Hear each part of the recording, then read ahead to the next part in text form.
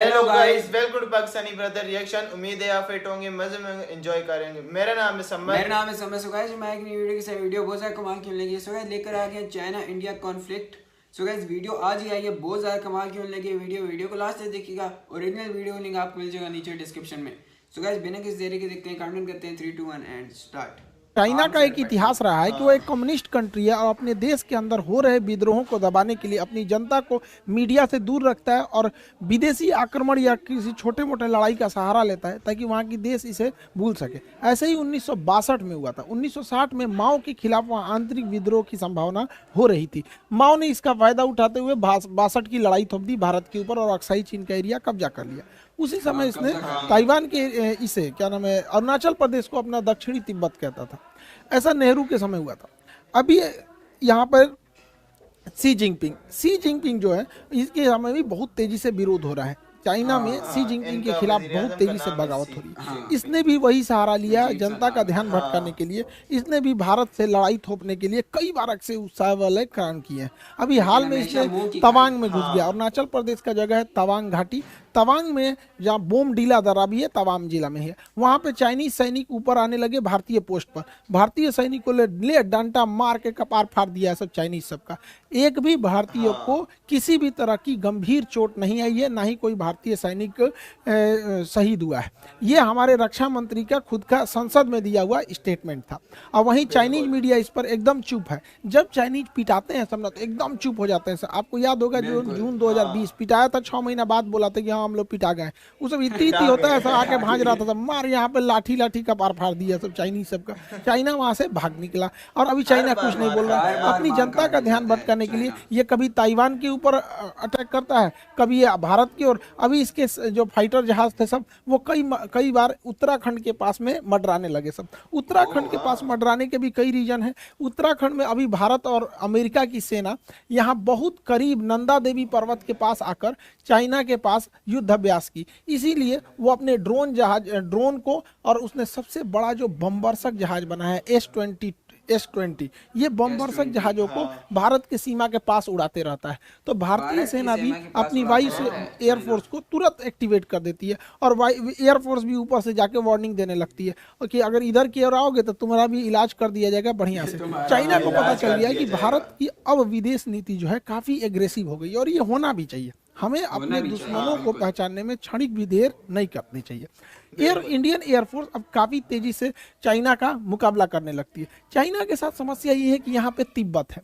तिब्बत का पठार इतना ऊंचा है कि यहाँ पे कितना भी बेहतरीन जहाज दे दीजिए, कितना भी बेहतरीन जहाज, वो अपने फुल कैपेसिटी से नहीं उड़ सकता है, क्योंकि तिब्बत के ऊपर ऑक्सीजन की मात्रा बहुत कम होती है और किसी भी जहाज हो गया उसमें ईंधन जलने के लिए ऑक्सीजन की ज़रूरत ज़्यादा होती है। तो यहाँ कितना भी बढ़िया जहाज रहेगा, यहाँ से यहाँ आने में अपनी पूरी पावर नहीं लगा सकता है। जबकि भारत का जहाज तो इधर ही रखा हुआ है यहाँ पर, इसके लिए ज़्यादा उधर नहीं है, इसी को ज़्यादा दिक्कत आता है। आपको पता होगा तिब्बत और हिमालय के ऊपर से कोई कमर्शियल जहाज जाते भी नहीं है सब यहाँ पे। तो इंडियन एयरफोर्स काफ़ी एग्रेसिव में इसमें आगे बढ़ रही है। लेकिन चाइना इसे अन्य जगहों से घेरना चाह रहा है। पाकिस्तान के सहारे घेरना चाह रहा है, इधर मलक्का के सहारे, इधर तंजानिया के सहारे, तंजानिया के साथ इधर से मलक्का को इधर से, और ऐसे चारों ओर से चाइना भारत को घेरना चाह रहा है। हालांकि भारत भी इससे अब काउंटर अटैक के मूड में आ गया है। भारत अपने वायुसेना की ताकत को लगातार बढ़ा रहा है। एयर बेसेस को भारत बढ़ाया जा रहा है। अभी गुजरात में दीसा एयरबेस का शिलान्यास किया गया। यह एयरबेस बहुत ज़रूरी था। दीसा एयरबेस कहाँ है, उससे पहले आपको पाकिस्तान के एयरबेस का आइडिया होना चाहिए। पाकिस्तान का इधर का एरिया है बलूचिस्तान, इधर उसके दुश्मन कम है अफगानिस्तान है, तो उसमें अफगानिस्तान के पास कोई उतना टेक्नोलॉजी ही नहीं है। और उसका ज़्यादातर एयरबेस अगर आप देखेंगे तो ये भारत की ओर मिलेगा। ये उसने पाक ऑक्युपाइड कश्मीर है, POK पे कब्जा कर लिया है यहाँ पे। अब यहाँ अगर आप ध्यान देंगे तो ये पाकिस्तान के बहुत सारे एयरबेस हैं, जिसमें एक तो यहाँ शहबाज एयरबेस इसका बहुत प्रसिद्ध है। यहाँ F-16 जहाजें रहती हैं।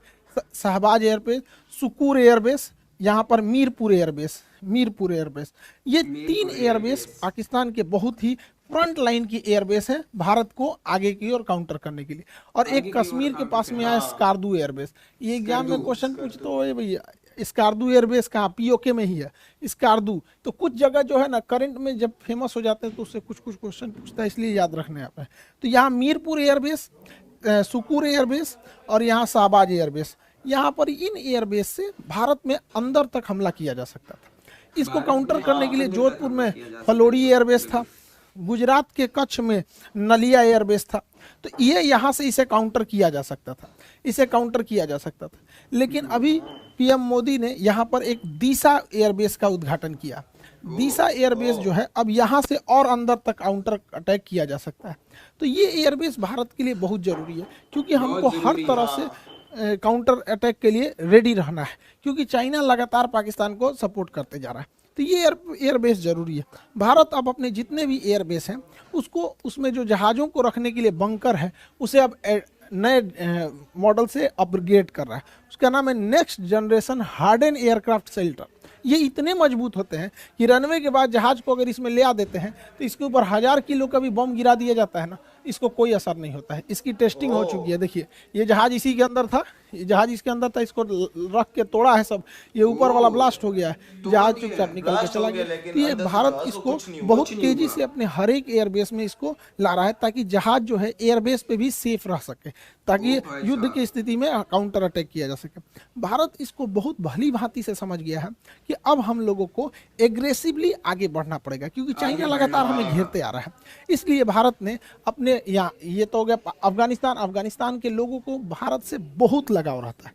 तो भारत अफगानिस्तान भारत में रिलेशन अच्छा है, लेकिन पीओके कब्जा करने की वजह से डायरेक्ट कनेक्शन नहीं है। यहाँ पर है आपका तजाकिस्तान, ये ताजिकिस्तान जो जगह है, यहाँ पर भारत 2 एयरबेस ले रखा है। यहाँ से हम चाइना के लिए भी काउंटर अटैक कर सकते हैं, यहाँ से पाकिस्तान के डीप एरिया में भी काउंटर अटैक कर सकते हैं। 2 एयरबेस है यहाँ पर, एक का नाम है ऐनी एयरबेस और एक का नाम है फारकोर एयरबेस।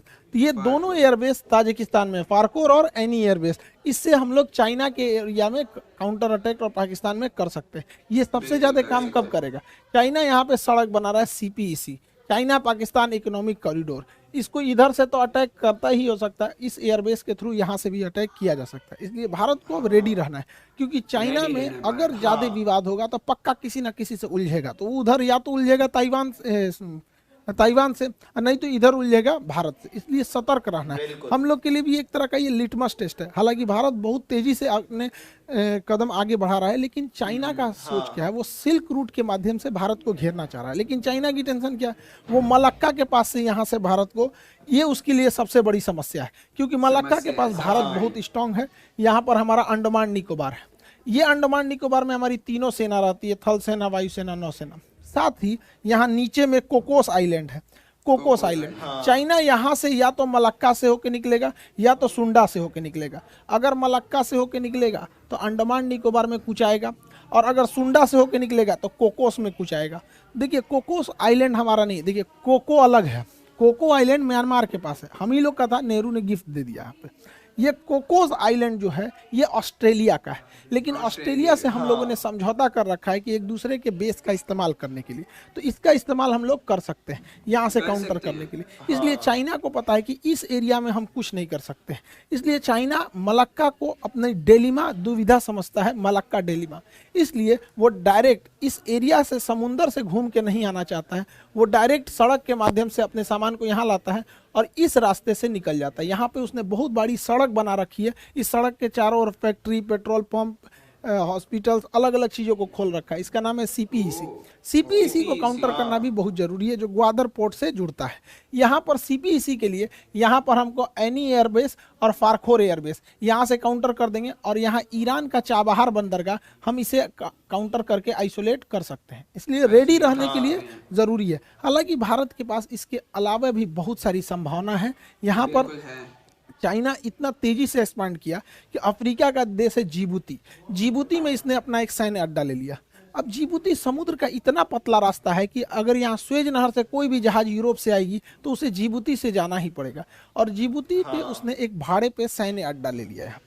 लेकिन अच्छी बात यह है कि जहाँ इसने सैन्य अड्डा लिया है वहाँ से थोड़ी ही दूरी पर फ्रांस का भी सैन्य अड्डा है, और हमारा और फ्रांस का समझौता है कि हम एक दूसरे के सैन्य अड्डे का इस्तेमाल कर सकते हैं। तो यहाँ ही पैसा दे के सैन्य अड्डा ले रहा है, भारत वहाँ ऐसे ही पहुँच सकता है। इसके अलावा जरूरी है भारत सरकार को कि यहाँ पे यमन में अभी इसी के साथ ये वीडियो खत्म। सो गाइस देखा आज हमने मतलब यार China India conflict. So guys ये बात फिर वहीं पे आती है कि यार मैं तो कहता हूँ भाई चाइना इंडिया पंगा नहीं, चाइना पंगा ले ही नहीं तो बहुत बेहतर है। इस वीडियो में तो साफ पता लग गया है। देखो मतलब यार इंडिया अभी फुल उसमें तैयारी उसने फुल की हुई है। मैं कहता हूँ भाई चाइना के धर्जी उड़ा देगा इंडिया। सही बात है। मैं सिर्फ अभी पंगा करने की देर है। और बाकी मुल्क भी पंगे करते हैं ना, और बाकी बहुत सारे मुल्क भी करते हैं, लेकिन यार कुछ चाइना बहुत ज्यादा पंगे करता है ना। मतलब मुंह की खाता है, फिर उसके बाद चुप कर जाता है, फिर 5-6 महीने बाद बोलता है हाँ जी मैंने मुंह की खाई थी। यही और बात फिर से खाता है, फिर से चुप कर जाता है, मतलब कुछ कर नहीं सकता। यही बात है। और चाइना जैसे ही अपने जहाज वगैरह भेजता है भारत की तरफ, तो भारत के जहाज भी चले जाते हैं ऊपर, उनको अलर्ट कर देते हैं कि अगर आप इधर आए तो वापस नहीं जा पाओगे। क्योंकि मतलब यार इस टाइम पे ना मैं कहता हूँ इंडिया के पास वो वेपन्स हैं, वो इतनी तबाही किस्म के वेपन्स हैं, मैं कहता हूँ चाइना नजर ही नहीं आएगा। सही बात। चाइना का नामो निशान मिट जाएगा। हमने उस वीडियो पे रिएक्ट भी किया था वेपन्स से। हाँ बिल्कुल। सो गाइस यार हमें तो वीडियो बहुत ज़्यादा कमाल की लगी, आपको कैसी लगी कमेंट सेक्शन में जरूर बताइएगा। सो गाइस मिलते हैं नेक्स्ट वीडियो में, तब तक अपना बहुत ज़्यादा ख्याल रखिएगा। तो यार बाय।